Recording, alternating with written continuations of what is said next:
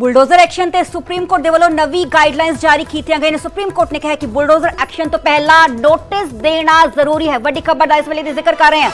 Bulldozer action का notice डाक दे राही भेजा जाए, यानी कि बाय पोस्ट भेजा जाए। सुप्रीम कोर्ट ने कहा कि नोटिस दे 15 दिनों तक कोई भी कार्रवाई ना की जाए। गैर कानूनी निर्माण हटाने के लिए समा दिता जाए ते नोटिस गैर कानूनी इलीगल निर्माण की पूरी जानकारी दी जाए। नोटिस की जानकारी डीएम नूं देनी लाजमी है, जरूरी है। सुप्रीम कोर्ट ने बुलडोजर एक्शन ते लक्ष्मण लकीर भी खिंच दी है कि कोर्ट ने सख्त टिप्पणी करते हुए कहा है कि बुलडोजर जस्टिस स्वीकार नहीं है। सुप्रीम कोर्ट दे वालों इस गल का जिक्र किया गया कि मुलजम ते दोषी होने दे करते नहीं टाया जा सकता।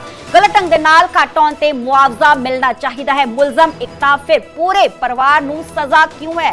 सुप्रीम कोर्ट दे वालों अहम टिप्पणी का जिक्र किया गया। बुलडोजर एक्शन ते सुप्रीम कोर्ट दे वालों नवियां गाइडलाइंस जारी कीतियां गईयां ने कि बुलडोजर एक्शन तो पहला नोटिस देना लाजमी होएगा, जरूरी होएगा। आ नोटिस डाक दे राही भेजा जाएगा, बाय पोस्ट भेजा जाएगा। नाले ही 15 दिनों तक कोई भी कार्रवाई इस बाबत नहीं की जाएगी। गैर कानूनी निर्माण जो है इलीगल उसारी जो हुई है उसनू हटाने के लिए समा दिता जाना चाहिए है। तो नोटिस गैर कानूनी निर्माण की पूरी जानकारी दी जाए कि जो गैर कानूनी निर्माण है, इलीगल कंस्ट्रक्शन है, इसनू क्यों हटाया जा रहा है। डिटेल्स जानकारी उसकी देना बेहद ही लाजमी किया गया। नाल ही सुप्रीम कोर्ट दे वालों इस गल का भी जिक्र किया गया कि नोटिस की जानकारी डीएम नू देनी जानी जरूरी है, यानी कि डिस्ट्रिक्ट मैजिस्ट्रेट नू।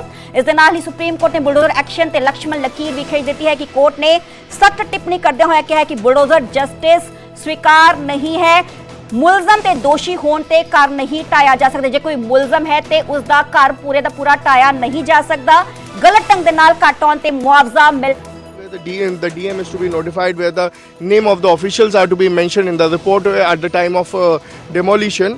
All of it is the reiteration of the existing law. So it is unfortunate that the court has to show the state the way to follow the law when the state is duty bound to follow the law that it has itself laid down. So Supreme Court also said that the house property is a fundamental right. It Right. cannot be taken away arbitrarily by the government.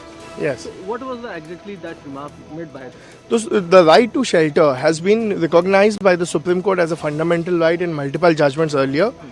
Today, the Supreme Court has reiterated this, that you cannot take away someone's house without following the due process of law. They have also said, reminded the state of separation of power, that you cannot be the judge, you cannot inflict punishment, you cannot pronounce judgment, and the due process is to take place. So tomorrow, for example, there have been instances that if a person was accused of rape, merely accused of rape, their houses were demolished. This happened in Madhya Pradesh, this happened in a lot of places. Now this cannot happen. This is completely and utterly illegal. ते मेरा मेरे सहयोगी शंकर आनंद phone line पे जुड़े हुए ने। Shankar, bulldozer action पे supreme court की सख्त गाइडलाइंस कहा जा सकता है? निश्चित तौर पे देखिए, जिस तरह से सुप्रीम कोर्ट में आज इस मामले पर फैसला जो है सुनाया जा रहा था, और जिस तरह से सुप्रीम कोर्ट के द्वारा 6 गाइडलाइंस जो है वो दिए गए हैं, और जिसमें कि एक गाइडलाइंस स्पष्ट तौर पे बताता है कि जिस तरह से बुलडोजर एक्शन या बुलडोजर न्याय से जुड़ा जो मामला है, ये मामला जो है हर जगह पे इसे प्रभावी नहीं किया जा सकता है। जिस तरह से अगर बात करें, आम लोगों की बात करें, तो आम लोगों के जो मौलिक अधिकार हैं, उस मौलिक अधिकार का उल्लंघन नहीं होना चाहिए। और जिस तरह से मौलिक अधिकार की अगर बात करें, तो जिस तरह से अगर किसी को अपनी संपत्ति का अधिकार है, जो हमारे संविधान के द्वारा जो एक अधिकार जो है वो मिला हुआ है, तो कहीं न कहीं उन मसलों को लेकर कोर्ट में पिछली सुनवाई के दौरान भी कोर्ट बेहद सख्त लहजे में इस मामले पर सुनवाई करते हुए कई जो फैसले जो है उन्होंने सुनाए थे। तो एक तरह से कह सकते हैं कि आज जिस तरह से 6 गाइडलाइंस जो हैं बकायदा जिस तरह से दिए गए हैं, तो उसमें देखना होगा कि जिस तरह से मुआवजे का जो अधिकार है वो उसका क्या प्रावधान है, क्या मुआवजे जिसके घर टूट चुके हैं, क्या उनको मुआवजा दिया जाएगा, या आगे किस तरह से इस मामले पर प्रावधान है वो देखना लाजमी होगा। इसके साथ ही जिस तरह से अगर बात करें कि पिछली सुनवाई में भी अगर इस मामले पर कोर्ट का जो एक बहुत ही सख्त टिप्पणी नजर आया था कि अगर कोई किसी का घर अगर 6 महीना या 6 साल, 10 साल, 20 साल, 50 साल से बने हुए हैं, और अचानक उसके घर पे अगर अतिक्रमण के नाम पे अगर उसके घर पे बुलडोजर चला दिया जाता है, तो वो कितना उचित है, कितना सही है।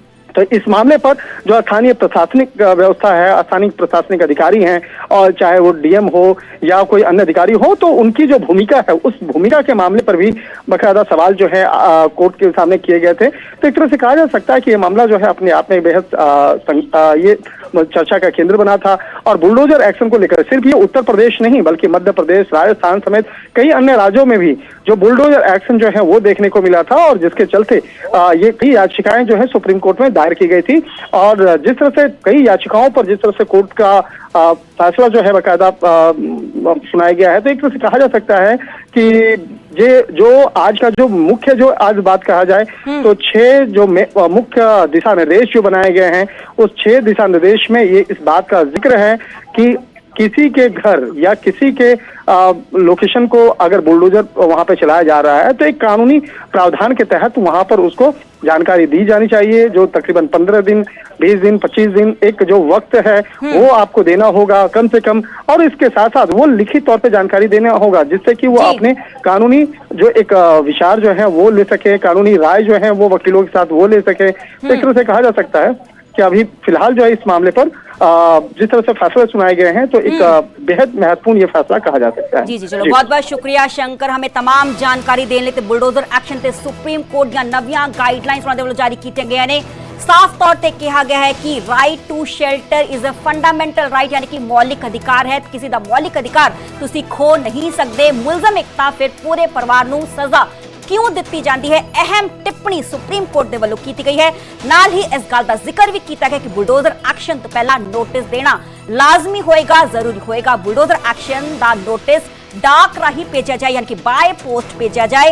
नोटिस के 15 दिनों तक कोई भी कार्रवाई नहीं की जाए। गैर कानूनी निर्माण कंस्ट्रक्शन हटाने के लिए जो समा है वह दिता जाए। तो नोटिस गैर कानूनी निर्माण की पूरी जानकारी दी जाए कि आज जो निर्माण किया गया, कंस्ट्रक्शन की गई है, आ इलीगल क्यों है। तो नोटिस की जानकारी डिस्ट्रिक्ट मैजिस्ट्रेट को भी देना लाजमी कर दिता गया है।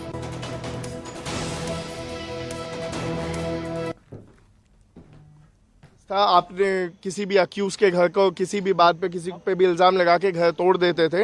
अब सुप्रीम कोर्ट ने दिशा निर्देश पास किया है कि आपको नोटिस देना पड़ेगा, कम से कम 15 दिन का वक्त देना पड़ेगा। जो कंपाउंडेबल है प्रॉपर्टी का पार्ट उसे कंपाउंड किया जाएगा।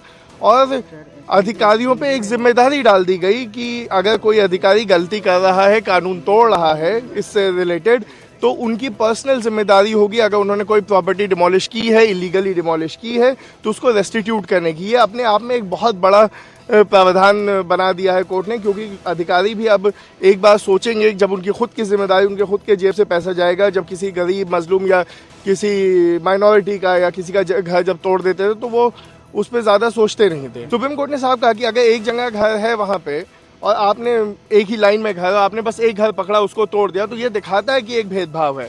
अगर एनक्रोचमेंट है उसी लाइन में बाकी घर है तो वो भी एनक्रोचमेंट है।